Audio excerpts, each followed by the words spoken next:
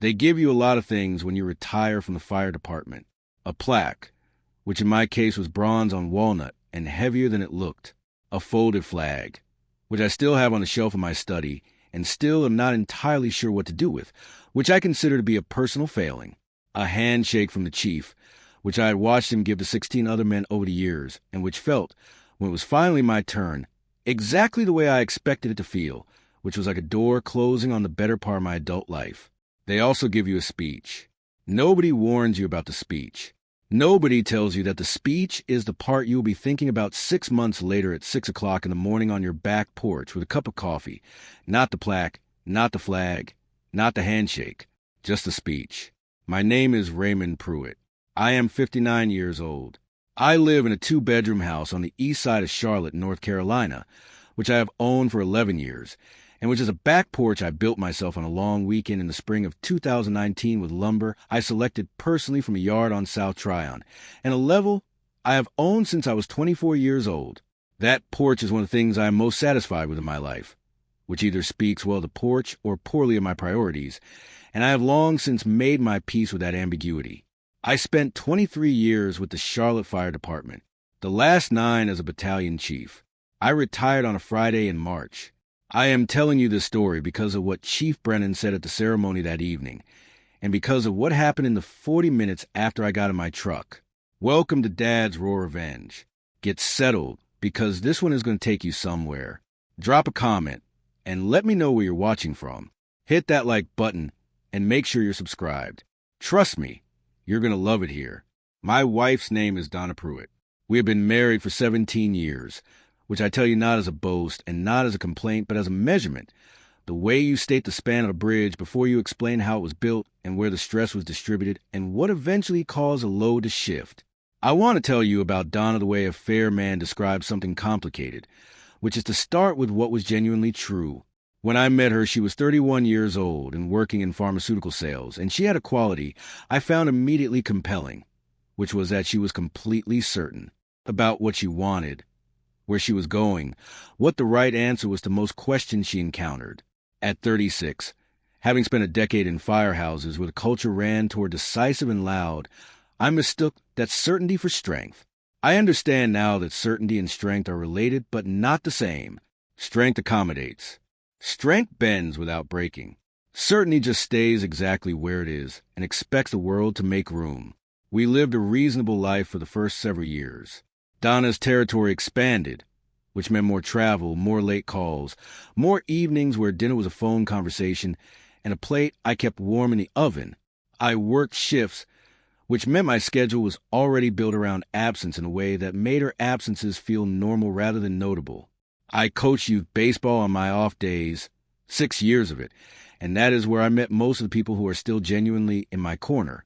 I drove a 2009 Chevy Silverado, dark blue, which I've also kept because it runs and because I am not a man who replaces things that still work. I made coffee at 6 a.m. every morning, even on days when there was no shift to go to, which is a firehouse habit that never left me. The marriage was adequate for a long time in the way that a structure can be adequate without being well designed. Nothing fails. Nothing announces itself. But if you know what you're looking at, and I spent 23 years learning to look at things correctly, you can see the places where the original plans did not account for how people actually live inside them. The first time I registered the pattern clearly was a promotion dinner in 2017. When I made battalion chief, the department held a small ceremony, dinner at a downtown venue. Families invited. Donna had confirmed she was coming. 3 hours before the event, she called me while I was already at the station getting into my dress uniform and said her regional manager had flown in from Atlanta unexpectedly and she had to take him to dinner. I said okay. I went to the ceremony alone. Captain Delgado's wife asked where Donna was, and I said work conflict. She nodded with the specific nod of a woman who has been given that answer before and knows what it actually means. I drove home at 10:47 p.m. Donna was asleep. I did not wake her. I filed it under the category of things that happen in demanding 2-career marriages, and I moved on, because I was a patient man, and because the alternative was a conversation I was not ready to have. That was the first entry in a log I did not know I was keeping. The retirement announcement went out in January. Department email, posted roster, the standard process.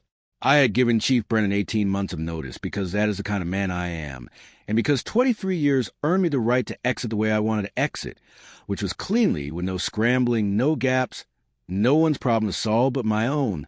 The ceremony date was set for March 14th at 6 p.m. I told Donna the date the evening the announcement went out.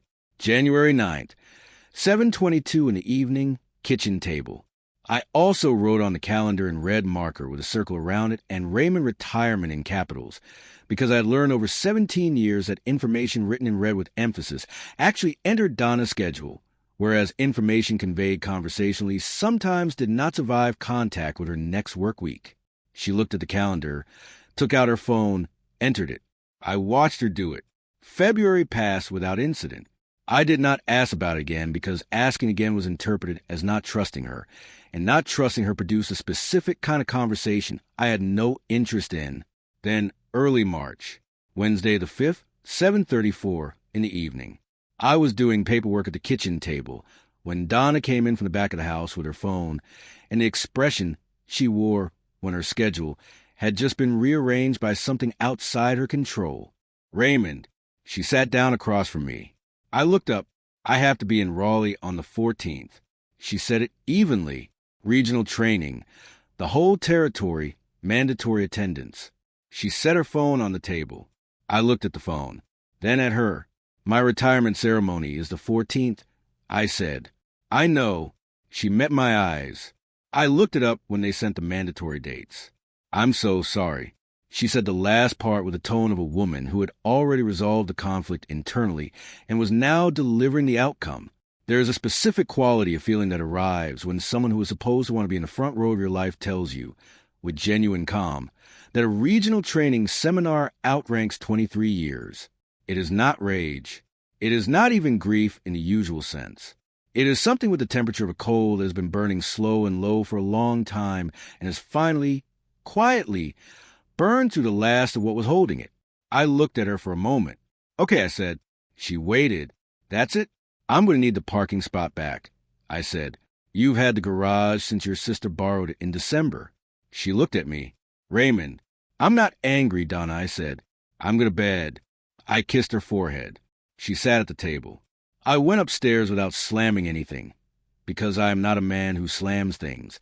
And I lay in the dark, and I let myself think clearly about 17 years for the first time, without immediately filing what I found under a more comfortable category. That was the night the log closed. I called Curtis Webb the next morning at 8:14 a.m. Curtis had been my captain for 6 years, retired before me, lived in Mooresville building furniture in a garage workshop, which I considered an excellent use of a life well lived. He was the kind of man whose entire personality was a level, not comfortable, but accurate. I told him about the Raleigh training, about January 9th, about Donna's face. Curtis was quiet for a moment. Then he said, Ray, yeah, how many times has she been in the front row? I thought about it. The promotion dinner in 2017, the department barbecue in 2019, that she left 2 hours early for a call she took in the parking lot with her back to the building. The charity event last spring that she RSVP'd yes to, and then texted from her car at 7:08 p.m. to say she had to turn around. My father's funeral in November 2020, a Tuesday, which she attended the service, and left directly from the cemetery because she had a regional call at 2 o'clock. Not many, Curtis, I said. He was quiet. You gonna do it alone? I drove to it alone when I made captain, I said. I can manage the exit. He made a sound that wasn't quite a laugh. What are you going to do after? I said I hadn't decided yet. He said, all right, call me after. I said I would. I want to tell you about the attorney conversation, which happened the following week, because it is part of what I did with the time between March 5th and March 14th, when I had made a decision I had not yet named out loud to anyone, not even Curtis. A man named Philip Dorsey, family law, Charlotte, 28 years in practice, office on East Trade Street, 4th floor, waiting room with chairs that were trying too hard to be comfortable and almost succeeding. I had found his name through a colleague at the department, a man named Captain Aaron Solis, who had been through his own divorce 4 years prior, and who had said simply Dorsey is thorough when I asked. I called Philip Dorsey on March 7th at 9:22 in the morning and told him I needed a consultation. He had a cancellation at 2 o'clock the following Tuesday. I took it. I will come back to Philip Dorsey in a moment. But first I want to tell you about March 14th, because that is the day everything became visible. I dressed a home, dress uniform, the one I had worn to 16 retirement ceremonies before my own, which fit the same as the first time, because I am honest with myself about certain things.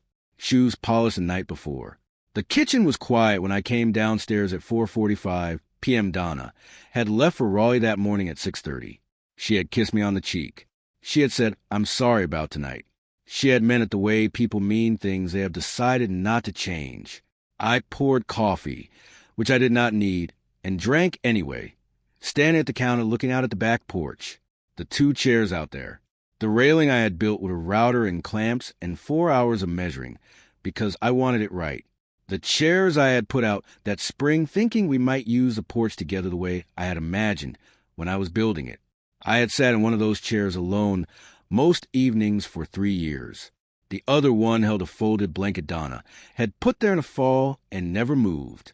I finished the coffee, set the mug down, picked up my keys and drove to Ballantine Venue in the Silverado. The 485 looped a long way around because I had time and because I wanted 20 minutes of highway before I walked into a room full of people who knew me. I arrived at 5:38 p.m. parked in the back row, which is a fireman's habit. Leave the close spots for the people who might need to move faster than you do. Sat in the truck for 3 minutes, not to gather myself. I was already gathered.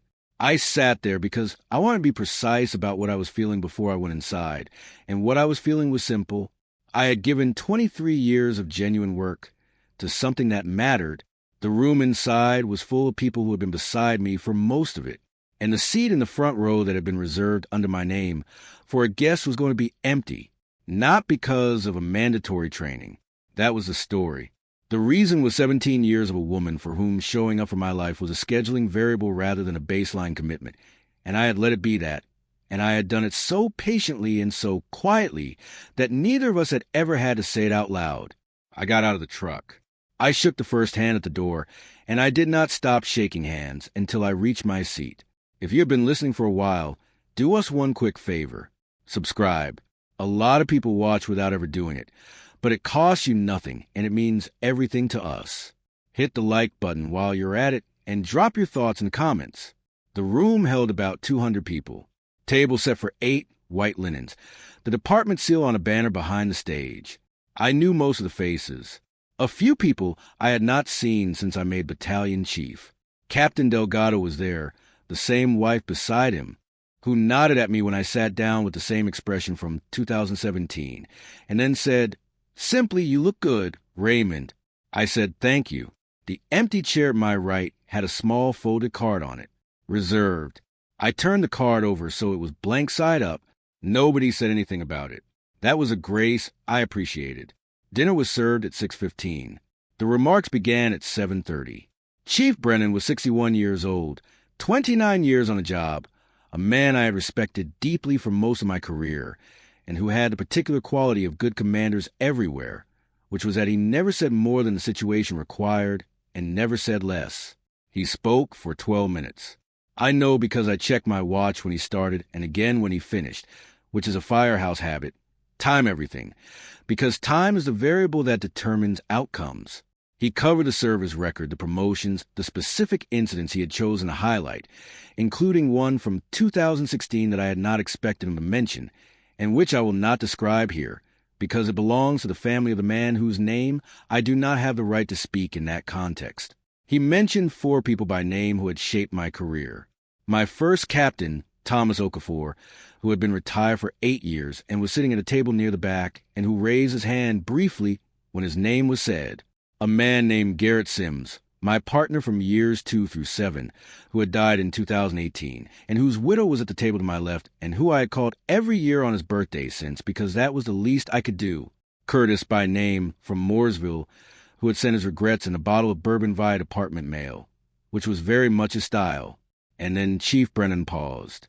He looked at his notes, then looked up then looked at me with the specific expression of a man who has decided to say something true in front of a room and has made peace with the consequences of saying it.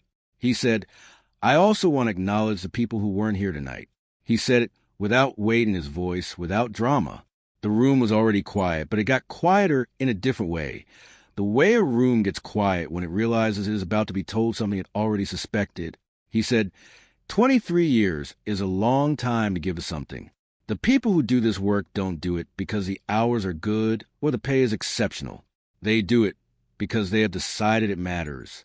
And the families of those people, the ones who wait, the ones who manage the uncertainty, the ones who hold things together on the other side of the door, those people deserve to be in this room. He paused again. When they're not here, he said, I notice the room held that. I looked at the table. I looked at the folded flag in its triangular case on the stage behind him. I felt something drain out of me, steadily and completely, the way heat leaves a room when the source goes out. Not rage, not hurt in the way that produces tears or raised voices. Something with a different quality altogether. Something that felt like a final accounting, like a column of numbers that had been open for 17 years and had just been totaled by someone with no stake in the outcome. He finished the remarks at 7:42 p.m. The room applauded. He shook my hand.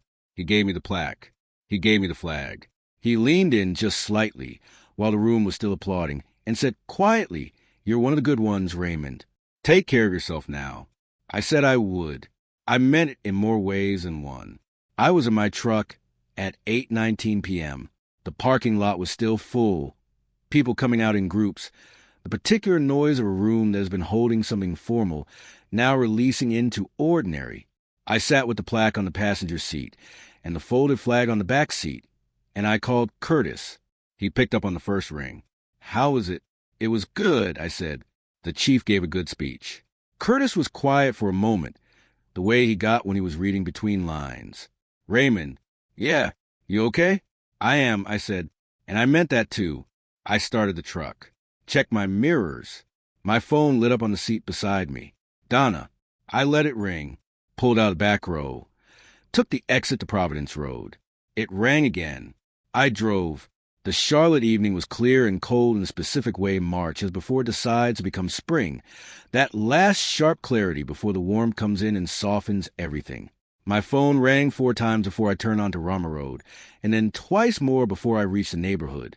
By the time I pulled into my driveway, the count was 9. I parked, sat for a moment. The porch light was on, the one on a timer. The 2 chairs on the back porch were invisible from the driveway, but I knew they were there. I went inside, hung up my uniform jacket, set the plaque on the kitchen counter, and went out to the back porch with a glass of water, sat in my chair. The neighborhood was quiet. Across the yard, the neighbor's dog moved once behind the fence and settled. My phone, which I had set on the small table beside the chair, lit up again. 10, 11. I looked at the screen. "Donna." I turned it face down. I sat on that porch, and I let the March air come in cold and honest, and I thought about Philip Dorsey's office on East Trade Street and what he had told me on Tuesday the 11th, 3 days before the ceremony. He had been precise and calm in the way of a man who has seen every version of this conversation. He had said, "Raymond, based on what you've described, the premarital assets, the way the joint accounts were managed, the length of the marriage, you are in a navigable position." He had a financial analyst he worked with, a woman named Grace Talbert, 21 years in matrimonial asset evaluation, who Philip said was the person he called when the numbers needed to be right the first time. He had also said, whatever you decide about the marriage itself, get your documentation in order before you have the conversation at home. I had spent the previous 10 days doing exactly that. Statements going back 6 years, organized by account, by date, by category. The house deed, which was mine before the marriage and remained in my name. The pension records. Donna's employment contracts, which she kept in a home filing cabinet. I had never been asked not to open, and had simply never opened until March 6th at 11 o'clock at night, when I needed to understand what her income structure actually looked like. I am a thorough man. Thoroughness, in my experience, is not a personality trait. It is a decision. It is choosing repeatedly to know exactly what you're dealing with before you act. My phone lit up again on the table beside me. 15. I picked it up, turned it over, looked at the screen. 19 missed calls. 8:47 p.m. I sat for another minute. The cold air was still and clear. The porch railing I had built with the router and the clamps and the 4 hours of measuring held the light from the kitchen window, the same way it held every evening light, for 3 years, solid and quiet and exactly level. I went inside. I called Donna back at 8:51 p.m. She picked up before the first ring finished. Raymond. Her voice had a quality I had not heard many times in 17 years, something underneath the management, something that sounded like a woman who had listened to a voicemail or read a message, or called someone who had been at the ceremony and heard what the chief had said. "What did you say to him?" she asked. "I didn't say anything to him," I said. "He said what he thought was true." She was quiet. "Raymond." That was in front of the whole department. "I know," I said. "The whole department already knew, Donna. They have always known." Another silence. This one had a different shape, the kind that happens when a sentence lands somewhere it cannot be taken back from. "I want to talk about this when I get home tomorrow," she said. "I know you do," I said. "Okay, I'm going to go." "Raymond, I'll talk to you tomorrow, Donna." I ended the call. I washed my glass and set on the drain board and turned off the kitchen light and went to bed, not with anger, not with the adrenaline of a man who has just had a confrontation, with the specific quiet of a man who has finally said out loud what was true and found that it was lighter, not heavier, than carry it in silence. Donna drove back from Raleigh on Saturday morning. I was on the porch with my coffee when she came to the back door, still in her coat, phone in her hand. The conversation that followed lasted about 40 minutes and was the most honest one we had ever had, which is both a credit to that morning and an indictment of the 17 years that preceded it. I told her what I had told Philip Dorsey. I told her what Grace Talbert had been retained to evaluate. I told her, without cruelty and without a single raised syllable, that I had spent 17 years being a patient man who filed things under more comfortable categories, and that I had run out of categories. She sat at the kitchen table, and she listened, and she did not perform surprise, which I respected. She had known, on some level, the same level she had known about the empty seat and the regional training, and every front row she had not been in. She had known this was coming. She just hadn't expected it to come from me. I believe in showing up, I told her. I believe it is the most basic thing one person can do for another. She looked at me for a long moment. "I believe you," she said, and I think she meant it. Philip Dorsey and Grace Talbert handled what needed to be handled in the months that followed with the precision of people who are very good at their work and know it. The house on the east side was mine before the marriage, and the records were clean.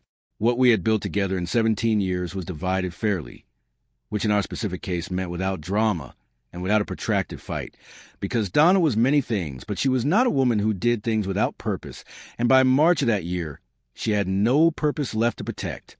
I got the house. I got the porch. I sit on it most mornings at 6 o'clock with my coffee, going slightly cold while the city comes on around me. Curtis comes by on Sundays occasionally, pulls up a chair, says very little, which is exactly the right amount. The plaque is on the shelf in my study next to the folded flag. I have still not entirely decided what to do with the flag. I suspect I will figure it out eventually. Some things you earn slowly and understand later. The people who show up for your life are the ones worth building for. That is not a complicated idea. It just takes some men longer than others to stop accepting substitutes and start treating it as a standard it always was. If you enjoyed this story, hit that like button and subscribe for more real, raw, and family stories. I will see you on the next one.